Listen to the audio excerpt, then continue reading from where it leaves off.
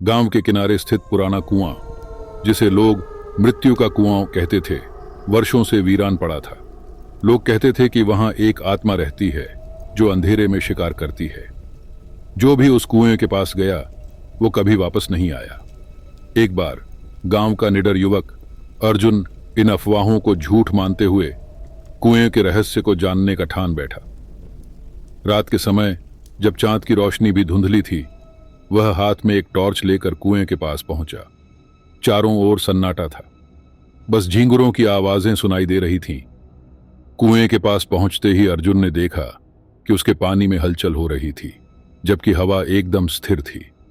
उसे लगा कि यह उसकी कल्पना है, लेकिन तभी पानी में से किसी ने उसका नाम पुकारा। आवाज धीमी और रहस्यमयी थी, अर्जुन, अंदर आओ।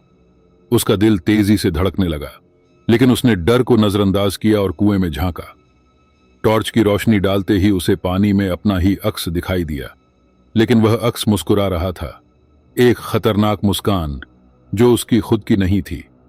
अचानक अक्स ने अपनी आंखें खोली और एक हाथ पानी से बाहर निकल आया। अर्जुन के कदम पीछे हटने लगे, लेकिन वह फिसलकर कुएं के किनारे गिर पड़ा। उस हाथ ने उसे पकड़ लिया और भीतर खींचने लगा। वह चिल्लाया, लेकिन उसकी आवाज मानो कुएं की गहराई में गुम हो गई। गांव वालों ने अगले दिन कुएं के पास सिर्फ अर्जुन की टॉर्च और उसके नाखूनों के निशान देखे। कुएं से पानी की जगह लाल रंग का तरल बाहर बह रहा था। उस रात से कुएं से अर्जुन की आवाज सुनाई देने लगी। वह हर किसी को बुलाता, मदद करो, मुझे बाहर निकालो। लेकिन जो भी उसकी आवाज पर भरोसा कर कुएं के पास गया, वो कभी लौटकर नहीं आया। गांव वालों ने अब उस कुएं को पूरी तरह बंद कर दिया, लेकिन अर्जुन की आवाज आज भी कभी कभी सुनाई देती है। और अब वह अकेला नहीं है।